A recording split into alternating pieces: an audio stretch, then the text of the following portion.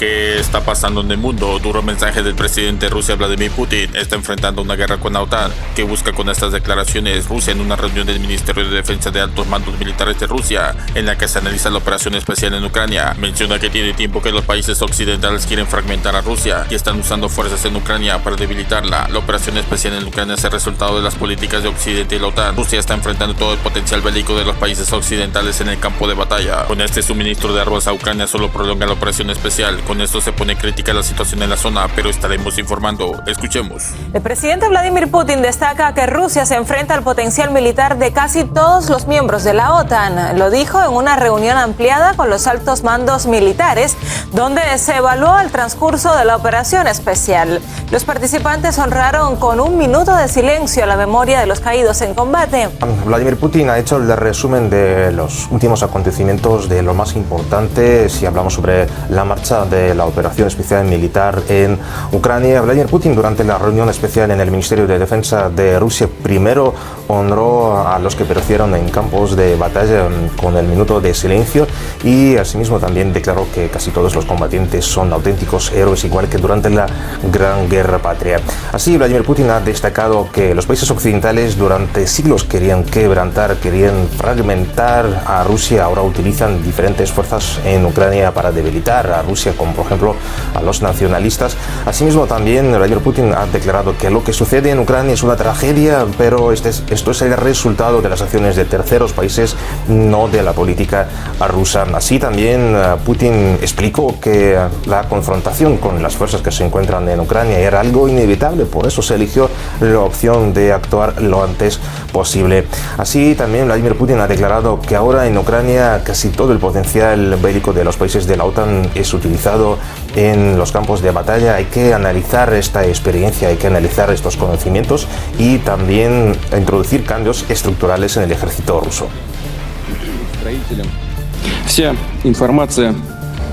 Estamos al tanto de toda la información sobre las fuerzas de la OTAN, los medios que utilizan activamente durante esta operación militar especial y en contra nuestra. Disponemos de todos los datos. Se deben analizar rigurosamente y ser utilizados para aumentar la capacidad de combate de nuestras tropas y de los servicios de seguridad e inteligencia. Sergei Shoigu, el ministro de Defensa de Rusia, a su vez ha subrayado que los países occidentales ya han suministrado gran cantidad de maquinaria, que pues estos suministros se estiman en casi 100.000 millones de dólares, y también los países occidentales hacen caso omiso a las atrocidades que cometen los uniformados ucranianos, también al chantaje nuclear y actos terroristas que utilizan como práctica habitual las autoridades de Kiev. Hoy en día en Ucrania el personal militar ruso hace frente a las fuerzas conjuntas de Occidente. Estados Unidos y sus aliados están saciando de armas al régimen de Kiev, entrenando a las tropas, proporcionando datos de inteligencia, enviando asesores y mercenarios y librando una guerra de información y sanciones contra nosotros. Las autoridades ucranianas recurren a métodos de confrontación prohibidos, incluidos ataques terroristas y asesinatos por encargo, y bombardean a civiles con armas pesadas. Los países occidentales intentan hacer caso omiso de todo esto, así como de los elementos de chantaje nuclear.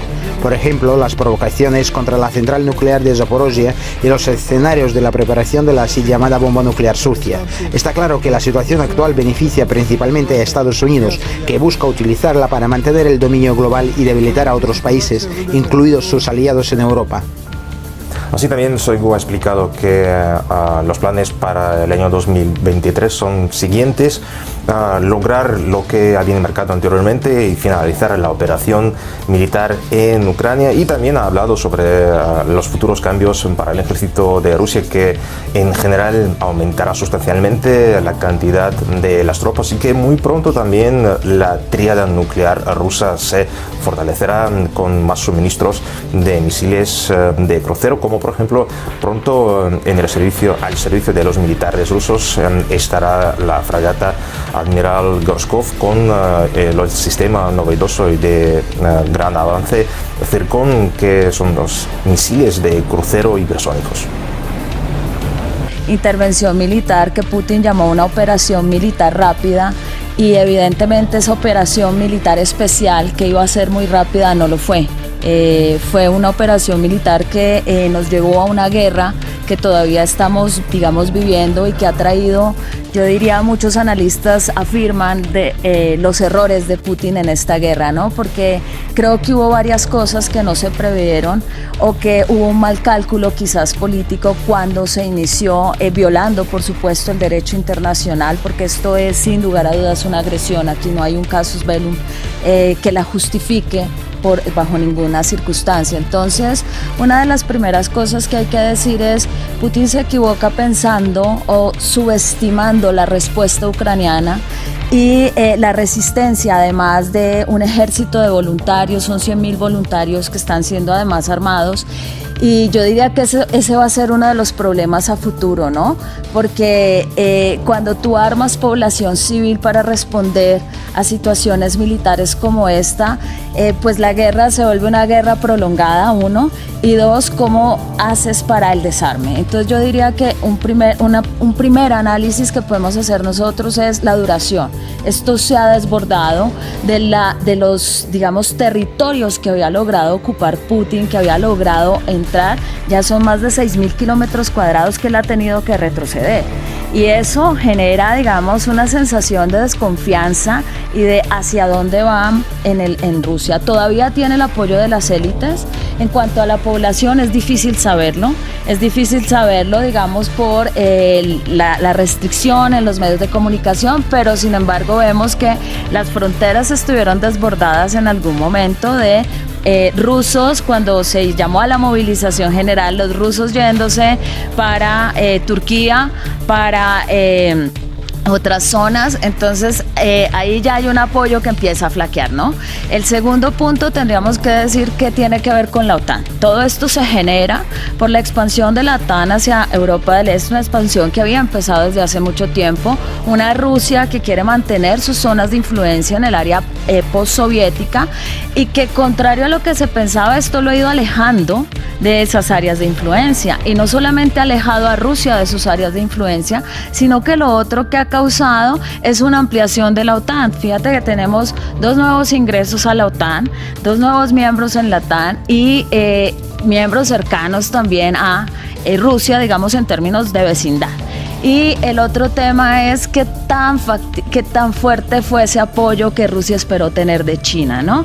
Y el apoyo de China ha sido un apoyo, como es China, bastante hermético, yo no intervengo en los asuntos internos de otros países, yo en esto no me meto, y es, yo diría, un poco del jabón poncio, ¿no? Me lavo las manos y no entro aquí, pero en términos económicos ese apoyo, digamos, ha sido más firme.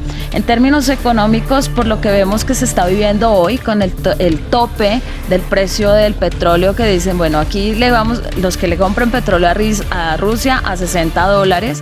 Hoy inician además todas el embargo, pues las sanciones, el embargo que se había impuesto, y China dice, yo siempre he tenido una relación comercial con Rusia y lo que nos convenga a los dos. La situación geopolítica en el mundo está muy difícil. Duro mensaje del presidente de Rusia, Vladimir Putin, está enfrentando una guerra con la OTAN, que busca con estas declaraciones Rusia en una reunión del Ministerio de Defensa de los altos mandos militares de Rusia, en la que analizan la operación especial en Ucrania. Capturan a Ovidio Guzmán en una casa de descanso en un poblado a 50 kilómetros de Culiacán, Sinaloa. La localidad no se recupera de los enfrentamientos que se llevaron para impedir que se fuera su líder del estado. Te invito a ver el video. Se confirma la muerte de Rey Pelé, el mejor jugador de fútbol de la historia y el máximo representante del fútbol mundial. Corre la noticia en todo el mundo. Un ídolo de muchas generaciones, el mejor de su época con 3 títulos mundiales, falleció a los 82 años de edad. No te pierdas próximos videos. Suscríbete y escribe tus comentarios, cómo ve la situación y activa la campanita. Gracias.